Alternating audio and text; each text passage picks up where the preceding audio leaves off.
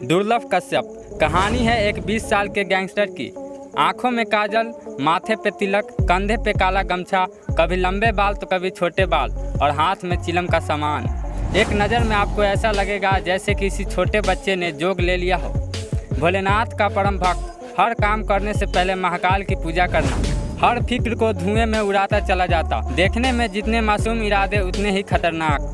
16 साल की उम्र में ही मध्य प्रदेश के हर जगह उसकी खबरें थी।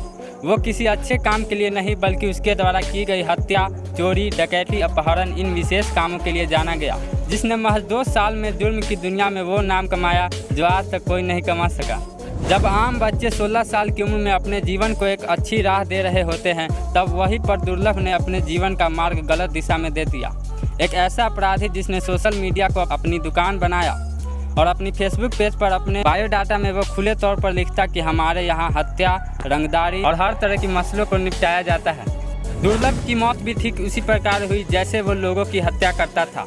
किसी ने खूब ही कहा है कि जुर्म की कोई उम्र और कोई सीमा या कोई स्कूल नहीं होता। आज दुर्लभ कश्यप के बारे में जानकर आपको ऐसा ही लगेगा। 8 नवंबर साल 2000 में एक बिजनेस कारोबारी पिता और सरकारी टीचर मां के यहाँ पर किलकारियाँ गूंज उठी और जन्म हुआ एक ऐसे लड़के का जिसके पिता ने उसका नाम दुर्लभ रखा।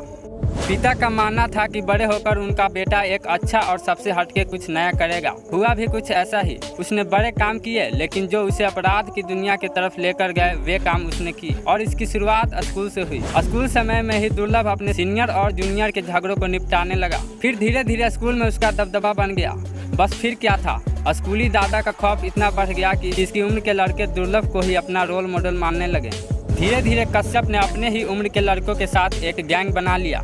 गैंग के लड़के कश्यप को कहने पर किसी को भी मौत के घाट उतारने के लिए तैयार रहते थे। कुछ सूत्र बताते हैं कि दुर्लभ का नाम इतना था कि दूसरे शहर के लड़के भी उनके गैंग में भर्ती होने के लिए उज्जैन अपना घर बार छोड़कर आने लगे थे। धीरे धीरे दुर्लभ ने काम और अपनी गैंग के बदौलत एमपी के ज्यादातर शहरों में अपने नाम का खौफ पैदा कर लिया था और यही कारण था कि अब वो यहाँ के व्यापारी आउट पुलिस के लिए नासूर बन गया था। 17 साल की उम्र तक पहुँचते पहुँचते उसके ऊपर तमाम आपराधिक मामले भी दर्ज होने की शुरुआत हो गई थी, जिनमें फिरौती, जान से मारने की धमकी जैसे संगीन मुकदमे उज्जैन के कई थानों में दर्ज हो चुके थे।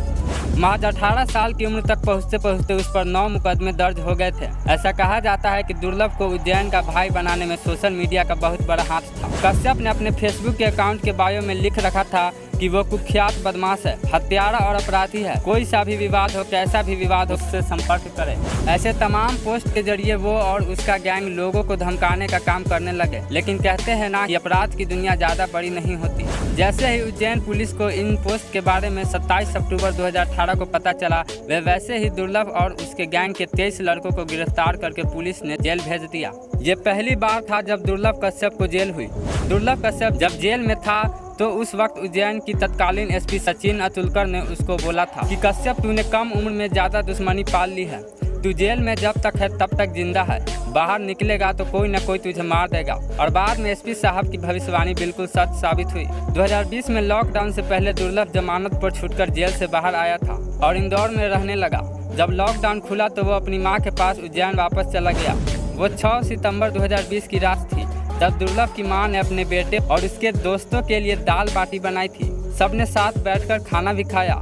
इसके बाद दुर्लभ अपने 4 दोस्तों के साथ चाय और सिगरेट पीने के लिए अमन उर्फ भूरा की दुकान पर रात के 1 बजे पहुंचा था। रात के करीब 1:30 बजे थे। यहाँ पर दूसरी गैंग के शहनवाज, शादाब, इरफान, राजा, रमीज और उसके कई साथी भी उसी दुकान पर पहुँच गए। पुरानी रंजिश के चलते दोनों एक दूसरे को घूरने लगे।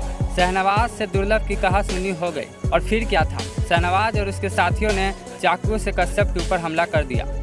दुर्लभ ने अपने ऊपर हुए इस हमले का जवाब शहनवाज पर गोली चला कर दिया, जो उसके कंधे पर लगी और वो घायल हो गया। इसके बाद दोस्तों शहनवाज के साथी दुर्लभ और उसके दोस्तों पर टूट पड़े। दुर्लभ के साथ उसके 4 दोस्त थे, जबकि शहनवाज के साथियों की संख्या काफ़ी ज़्यादा थी। इन लोगों ने दुर्लभ पर चाकू से वार करना शुरू कर दिया और उसके दोस्त अपनी जान बचाकर भाग गए। कश्यप के दोस्त अभिषेक शर्मा का कहना था कि शादाब चाकू मार रहा था और चाय वाला भूरा कह रहा था कि शादाब भाई, इसे खत्म कर दो, जिंदा मत छोड़ना।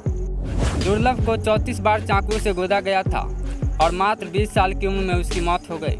इस गैंग वार की खबर से पूरे उज्जैन की नींद खुल गई और हर चैनल पर बस कश्यप की खबरें ही चलने लगी।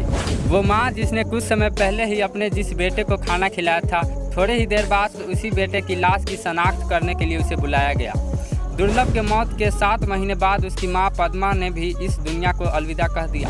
और दोस्तों, इस छोटी सी कहानी को बताने का मकसद हमारा सिर्फ और सिर्फ इतना ही है कि बुरे काम का अंजाम बुरा ही होता है। जब कश्यप की मौत हुई तो उसके पिता रजनीश कश्यप ने मीडिया से बातचीत करते हुए कहा कि दुर्लभ, जिससे आप जैसे कई लोग डरा करते थे, उसकी लाश उठाने वाला उसकी अंतिम संस्कार में शामिल होने के लिए आज कोई भी नहीं है। कोई भी मेरे बेटे जैसा ना बने।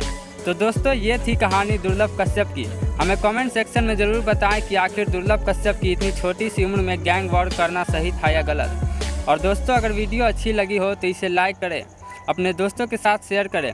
अगर आप हमारे चैनल पर नए हैं तो प्लीज़ जल्द से जल्द हमारे चैनल को सब्सक्राइब ज़रूर कर लें, ताकि आगे भी इसी तरह की वीडियोस देख सकें। देखने के लिए धन्यवाद।